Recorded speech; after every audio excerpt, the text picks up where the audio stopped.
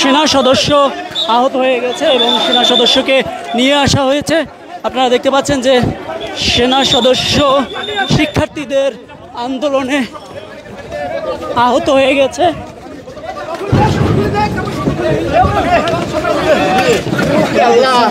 সেনা সদস্যকে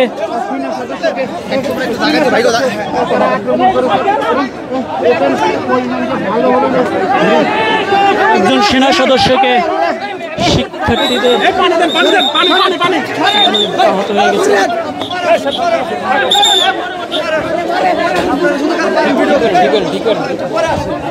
আপনারা দেখতে পাচ্ছেন যে একজন সেনা সদস্যকে পুরো আহত করে ফেলছে এবং তাকে নিয়ে আসা হয়েছে সচিবালয়ের ভিতরে এবং সচিবালয়ের বাইরে গিয়েছে। আর শিক্ষার্থীদের যেই বিক্ষোভকারীরা তারা মারাত্মক আহত করছে, বিভিন্ন স্পর্শকাতর জায়গায় হয়তো আহত করেছে, আঘাত করেছে, সেটি আমরা দেখতে পাচ্ছি।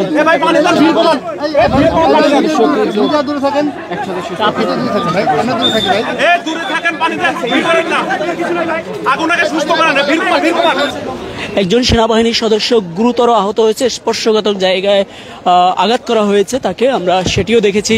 এবং এই মূলত এটি নিঃসন্দেহে বলা যেতে পারে সকাল থেকে আন্দোলনের মধ্যে, সবসময় আন্দোলনে আমরা দেখতাম যে টিয়ারশেল, সাউন্ড গ্রেনেড ছোড়া হইতো, তাহলে আন্দোলনের 10 মিনিটের মধ্যে চলে যেত।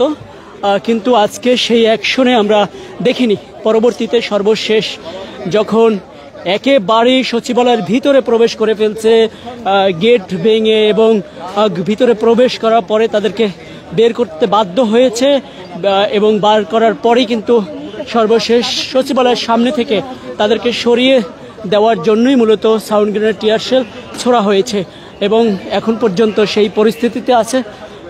বলা যেতে পারে যে তাদেরকে মূলত সচিবালয়ের এরিয়া থেকে তাড়িয়ে দেওয়ার জন্য আবারও একটি ধাওয়া দিচ্ছে আইনশৃঙ্খলা বাহিনীর সদস্যরা, সেটি আমরা দেখছি।